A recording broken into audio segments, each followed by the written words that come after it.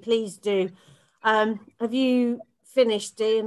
So welcome everybody. I am Stacey McCabe. It was probably me that contacted you in the first instance. I'm one of the assistant heads with the virtual school. So we have a head teacher, that's Anna and Foy, and then there are three of us at assistant head. My role is for the progress and attainment of statutory school age and early years, looked after young people, those young people looked after by Surrey County Council.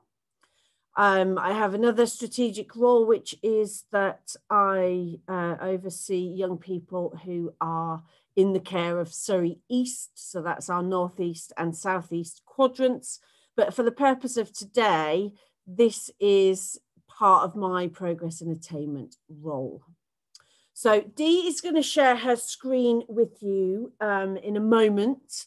I'm going to talk through a presentation. I'm really only talking through as a bit of an aid memoir so that I remember to say everything. I'm very happy for this, particularly because we're a small group, for it to be more of a discussion. So please stop me and interrupt me with any questions as they come to mind. They would be very, very welcomed. I'm aware, just knowing some of you, that already, even though there's, if we discount myself and Dee, I know that we have already a variety of settings that have joined us today, from mainstream schools to alternative provisions and smaller education settings. So what I'm going to say will be a kind of a cut right down the middle, and then please do come in with your individual questions based on your young people or your settings. So Dee, do you want to put up the presentation? I would love to, but I don't have any authorization. Is there any chance? I don't know how we do that. It's fine. I will present. But what I would need you to do, Dee, is to just give me a nudge as people, if people put up their hands. Otherwise, can all of you participants just please shout out as you have any questions, basically. I've also got to remember how to share my screen. Thank you. Hang on a minute. This is Zoom. You see, oh, there it is, screen share. I'm so used with doing it on Teams. Okay, so we are here today to talk about functional skills, and specifically about how Surrey Virtual School can support your young people with functional skills qualifications for maths and English. So a bit of background is that throughout, well, from January of this year, we have become an exam centre. More about that as we progress through. But what that's meant is we have been able to offer functional skills exam entries to Surrey looked after young people currently in year 11. Now, what we'd like to do from the start of the next academic year is to just broaden that out a little bit, to incorporate either the current year 10s as they go into year 11s, but for us all to just consider functional skills at an earlier date for them, or to start thinking about current year 9s and 10s for whom functional skills might be a good option. We'll talk as we go through, but we are viewing the functional skills options either as a parallel pathway, so the young people continue to study GCSEs and they have functional skills as a potential backup, or as an alternative pathway for young people who, for whatever reason, are not accessing GCSEs or not accessing functional skills through another education setting. So there's all kinds of different options. The main overall aim is that our looked after young people, that we have no young person finish year 11 without some form or formal qualification in at least in English and maths, and preferably for that qualification to be at the highest level possible for them. And I'll talk more about that as we go through. I've also just put, just for your reference, if you are not already following us, which you're probably not because it's very new this week, we have just launched a Twitter account. And in that Twitter account, if you have a school account or you follow as a teacher any education professionals, do please follow us on Twitter, because what we are also doing is sharing a lot of our work, our offers, our events, our training via Twitter, as well as everything else. So do please just, it's on there for you, and the slides will be sent to you after the presentation. So do please follow us if you're into Twitter at all, just to keep up to date with things, really. So as I've said, first and foremost, we want to make sure that our young people leave year 11 with at least a formal qualification in maths or English, preferably at the highest level possible to them. And the second part is just to share, as I've said, for the first time this academic year and moving forward, we are an exam centre, which means we can shoulder entering the young people for their functional skills. So what we are able to offer at this stage, we are able to offer maths and English. They can be separated. So if you have a young person that just needs functional skills maths, for example, that's fine. Doesn't have to be maths and English. It can be maths or English. And we offer level 1 or level 2 qualifications. Now, if I just skip to the bottom, at this point in time, we don't offer entry-level functional skills. That is simply because our offer is an online remote offer only. So what we've done is we have commissioned Open Awards. So they are our exam body. We've commissioned Open Awards to invigilate the functional skills exams for us so that schools and education settings don't have to invigilate those exams. So we might ask that you provide a room for the young person to sit the exam, but the exam will be online and it will be fully funded by us so that it's remote invigilation. Basically what happens ostensibly is there is a Zoom meeting that doubles as the online exam room. And in that exam room is the young person and the invigilator. So the exams can take place in the young person's bedroom if it came to it, if, you know, that was the preferred option of all professionals and that's where the young person felt they might be best placed to sit the exam, that can happen. At the moment, no exam body offers that option for entry-level functional skills. So to just keep it a bit easier for schools and education settings, we are therefore not offering the entry-level option. If that changes, then we'll change with it. I've mentioned it's online only. So just again, to keep it a bit more streamlined for you guys, so you're not trying to, we're not asking you to, you know, offer a space for an exam or an invigilator. We're keeping it online. The exams can be sat 365 days of the year, 24/7. Which sounds a bit strange, who would be sitting an exam on Christmas Day? And I agree with you, but in theory, that's the offer. And the reason that's the offer is because we are offering through Open Awards, and Open Awards offer to adults. So basically they offer 365 24/7 to fit in, for example, with adults working shifts. So if you've got somebody working, you know, day shifts and that need to then sit the exam at like 9 o'clock at night, so be it. As long as they're given enough notice, they will source an invigilator. And it's the same for the young people. So if for any reason, if it fitted better you know, for them to do the exam on a Saturday afternoon for any given reason, for example, that's possible. If they are, shall we say, late risers, so they are better sitting the exam at 7 o'clock in the evening, that with enough notice, that is an option. So that's really why it's 365 24/7. It's also worth knowing that though, and I'll come to it later on, but that means that there is no exam timetable or cut-off date or anything like that.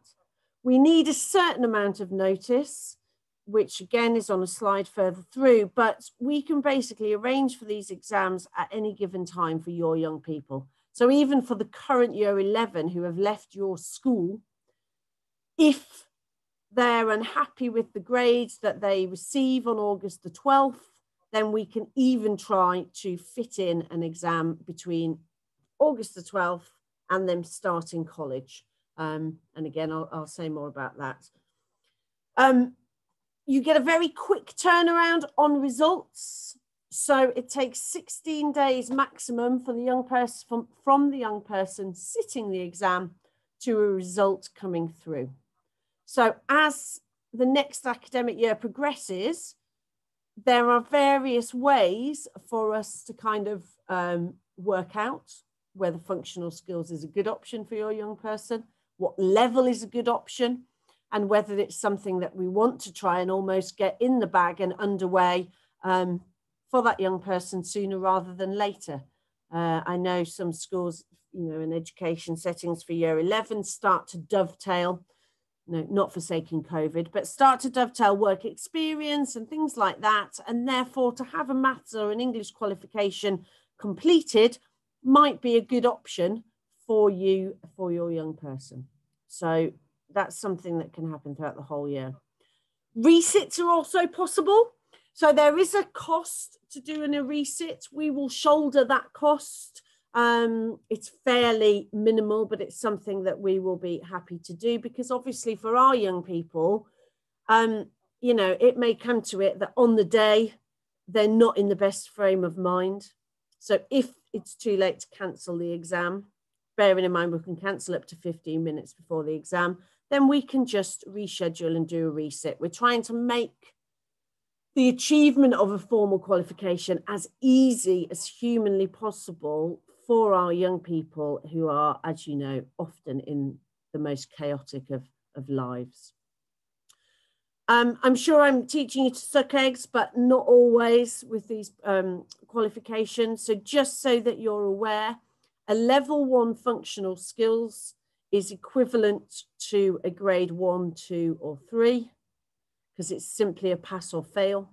So grade 1, 2, or 3 GCSE and a functional skills level 1, they are equal. And a level 2 functional skill is equivalent to a grade 4. So for some of our young people who achieve a grade 3, for example, on August the 12th, we will be encouraging them to sit a level 2 functional skill to see if they can still get a level 2 pass, even though they only got a 3 in their GCSE, which is equivalent to a level 1. Does that make sense at the moment? I'm aware I've said quite a lot of things. Everyone nodding, everyone happy? Great, okay, good. So there are various ways that we can support with the functional skills. So this year, what we've done is we have offered schools parallel pathway exam entries. So the schools have entered the young person for their GCSEs as normal, because generally schools offer GCSEs, not functional skills. But where they think a young person, particularly where they're going to just miss out on that grade 4 level 2 pass, we are also entering the young person for functional skills. And they don't need to do any additional work at all. The curriculum is basically the same. On the whole, they don't need to do any additional work. There's a little bit for the English speaking and listening, which I'll talk about in a moment. They've covered the same content in their GCSE. The only thing that we might suggest is that they do a little bit of online practice, because they won't be used to the kind of formatting of online exams. But there's kind of minimal additional work for anybody if we're doing this parallel pathway. So that's one option. The second option is that we have something called BKSB. Now, some of you might know that, you might buy into it in your schools and education settings already. BKSB is an organisation, we fully fund it. What happens is the young person sits an initial assessment, which tells them what level they're currently working at in maths or English. And that gives us some kind of idea, should we be doing a functional skills entry? Second thing it tells us is what areas of the subject do they need to do some more work on? And it generates a personalized learning plan with those learning areas in. And that personalized learning plan, we then say generally to one-to-one tutors or,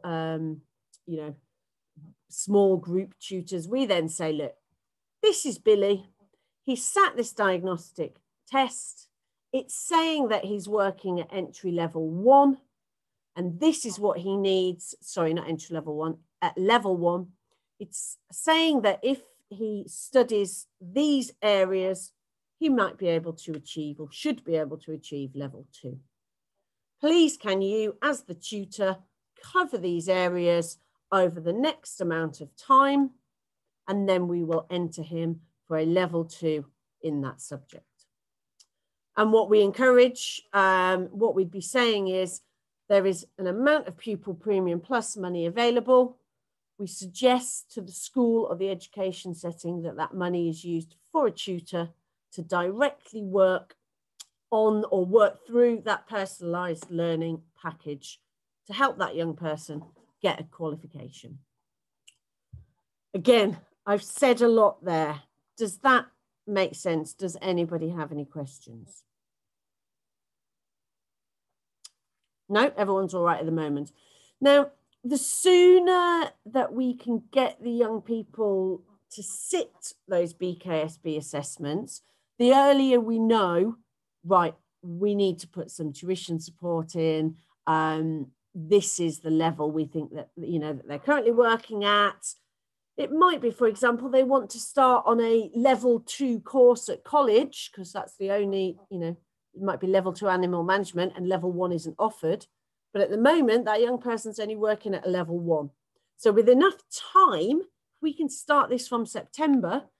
By the time it comes to the end of their year 11, they've got a much better chance at getting the qualification that'll put them on the right course. So the sooner we can get these things done in September or early in the autumn term, the better. Now, just for your reference, the way that BKSB assessments work is that they start with very, very easy questions. They get incrementally harder until it works out that that young person is getting, 2 or 3 or 4 questions wrong at a certain level, and then it stops the assessment. So where you've got a young person who, is reluctant to engage in assessments or even online learning or anything like that, roughly speaking, the assessments only last about 20 minutes. So to encourage them to do that, that's worth telling them. The questions will be, they start easy, they get harder, they stop when they're too hard. So it's not going to be damaging to the confidence of the young people, and it's not a large amount of time that we're asking from them to sit these assessments. It's not a big, long exam. So that's worth knowing as well, I think. And again, we fund that. So we'll be contacting people in September to say, look, we think this is a good option for your young person based on their year 9 progress and attainment.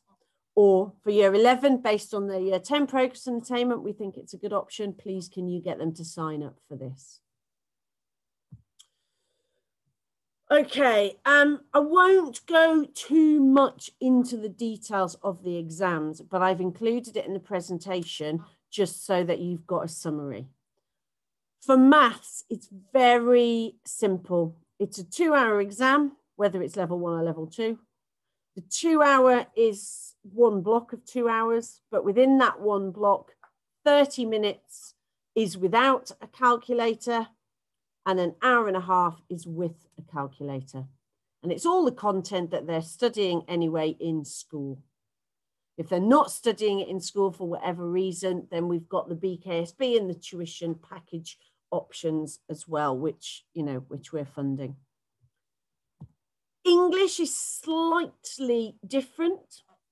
For English, there are 3 exams, 1 in reading, 1 in writing, 1 in speaking and listening. The young person needs to pass all 3 parts to get a pass overall. Reading and writing are fairly straightforward. They're an hour each. There's a variety of questions, as you'd expect in any exam.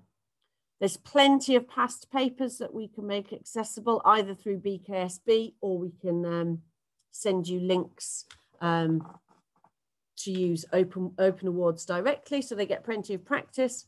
The more complicated aspect is the speaking and listening component, and I'm going to just give a little kind of rundown on that. So it's worth saying to the young people, if they're in a school or an education setting and they're already studying for English and Maths GCSEs, there is no reason for them to have to do any additional work other than to sit these extra exams. However, the one small aspect of work they do need to do is they do need to prepare a short 4-minute presentation for their speaking and listening. The content of that presentation changes every year, and we'll be able to tell you what that is as soon as we know we're going to enter that young person for their English functional skills. We always choose the best. There's like 3 options of topics, and we always choose the best option, the one that we think the young person will be most able to access. They get that option, they get told what the topic is at least a week before the exam. You can help them prepare a presentation. So although there is a bit of work, there's no surprises. They know the topic, and you can also help them pull together the presentation. The only slightly onerous thing for you as education settings is there needs to be 2 other people in that exam to do the speaking and listening with the young person. So there'll be the invigilator online, there'll be the young person, but there needs to be 2 other people to do the speaking and listening part with the young person. Those 2 other people give a presentation, and they get involved in basically a question and answer discussion with the young person as if they were being assessed. So they do the same presentation as if they're being assessed, but they're not being assessed. So it can be 2 of the young people from the school. It could be 2 friends of the young person being assessed. It could be teaching assistants. It could be their foster carer and foster sibling. It could be literally anybody. The only thing that we ask you to kind of bear in mind is if that young person fails their exam, just to be aware that sometimes they might blame the people that were in the exam with them. So obviously, if it's gonna be 2 of the young people, just kind of be aware of that there might be a bit of fallout. Oh, I failed because of you. It might happen. It's not unknown. Where the young person has to prepare their own presentation, we as virtual school, we will give you what we call dummy presentations for the 2 other people. So they'll be given a PowerPoint, that'll be their presentation. Literally all they need to do is to read through that presentation on the day. They can read it verbatim. They don't need to do any preparation because their input has no bearing on the young person's assessment. So there's lots and lots that I've said there, but the basic gist, because I don't expect you to remember it all, the basic gist is if you're entering, or we are entering, a young person for an English exam, there will be a speaking and listening part. There will be a little bit of prep needed by the young person, and there will be a little bit of input from you guys to supply to other people to be in their exam. Any questions on that? Nope. Lovely. That's just a summary of what I've said about a little bit of preparation. Just a slide there so they know. So to put it into context, the speaking listening part is half an hour. 10 minutes of the half an hour will be the 3 people presenting their PowerPoint or reading from their notes. Doesn't have to be a PowerPoint. 10 minutes of the presentation will be the 3 people scribbling down some questions they want to ask based on what they've just heard. And 10 minutes of the presentation will be them asking their questions. So that's how that 30 minutes is broken down. And that's the only real difference in content and delivery and format of exams to GCSEs that they might be more used to. Okay, when we enter the young person for functional skills, we will ask for what we call an affiliated adult. That just means designated teacher, foster carer, social worker, anybody, exams officer, anybody who will receive the email with all of the exam guidance and the Zoom link for the exam room and be with that young person on the day of the exam at the right time to help them enter the virtual exam room, and then they retreat for a cup of coffee, basically. As affiliated adult, you will get really good information about what to expect in the exam and check this link out and make sure that you've got the right laptop and all of that. There isn't much in it. It's very simple, but you will get all that information, usually 3 days before the exam. So if you've got any questions, you can come back to us, or there's a customer service email in the exam. Okay, now many of our young people have an additional need, be that school support or be it an EHCP. We can, as long as we know 20 days before scheduling the exam, we can apply for access arrangements in exactly the same way as schools and education settings can. We can either take your access arrangements and submit them ourselves, so extra time or a reader or whatever that might be. Or we can also, and this is where we'd take advice from you, we can also ask for additional things such as, because the setup of our exam is young person in room on their own, apart from the invigilation over Zoom, we can also request that the key worker or support adult or whoever it is can remain in the room with that young person. They can't speak or anything like that, but just as a bit of a support mechanism, because our young people are looked after, because of the trauma that they've been through. If that would help and support them, we can request for that to happen. We need to know in advance if that's something they'd like to happen. But so far, we haven't been turned down when we've made that request. They literally, the supportive adult just sits at the back of the room. Obviously, they can't talk other than to, you know, if need be, give a little bit of encouragement if that young person seems like they're about to bolt from the room and that type of thing. They can be there. But obviously we just need to know that, and any other access arrangements as well. Just send through from your Senko whatever they've submitted and we will submit the same in order to get that extra time, or the reader, or whatever the arrangements are. That's a little summary.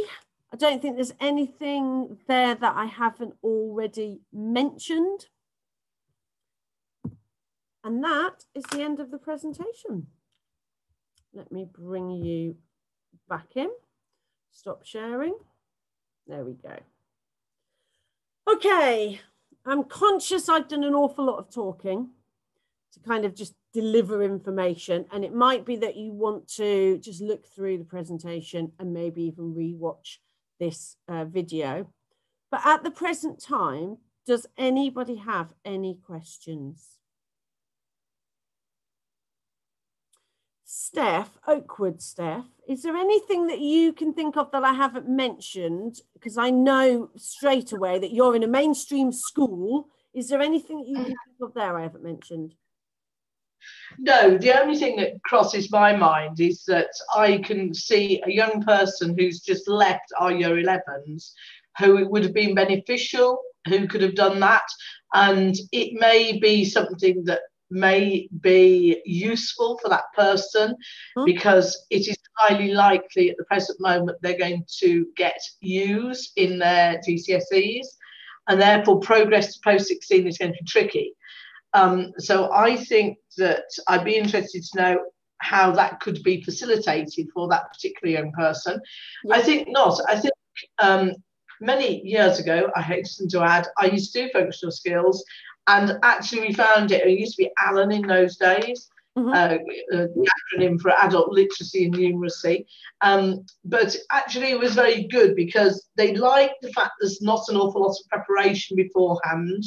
They like the fact that it's online, because that's often what young people are more used to these days. And they also like the fact that it's quite a quick turnaround. So they tend to hear 16 days later. They haven't got like a GCSE where it's months and whatever to go. Yeah. So I think it's actually a really good qualification. And as you have already said, as a backup or as an alternative. Yeah. Thanks, Steph. That's really helpful. I think let's you and I have a separate conversation about that person, because it is absolutely possible that we might be, you know, we can put something in place. Whether or not we get it taken up is a different matter, but that, you know, we keep on plugging, don't we? We keep on plugging. So definitely we can. And it's certainly, and I'm kind of conscious this is being recorded to be shared.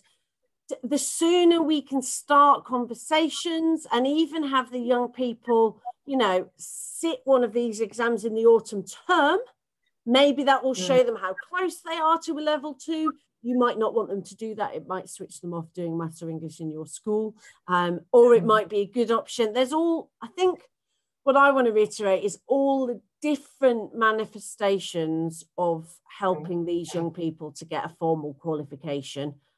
That's what I really want to stress. And definitely we are working over the summer. We don't end as we used to do. We're now open all over the summer. So we can definitely do something for your young person, Steph, I'm sure. Any questions from anybody else at all? Okay, so Dee and I will send out the presentation that you've seen. Please do feel free to share it with any colleagues in other schools or what have you. You know, if you hear similar conversations, and also if it's not you, then to heads of English, heads of maths. I'm running this webinar again twice in the autumn term. So if you do have any questions, you can come back or you can send them instead, or so on and so forth. But let's just keep in touch, and hopefully we can just catch a few more young people that might otherwise fall through the net. All right, I wish you all a very happy summer, and I really thank you for your time today. Enjoy the rest of your evening. Thanks, everybody. Thank you, Stacey. Thank you, Dee. That was great. Cheers. Bye-bye. Bye. Thanks, Stacey. Thank you.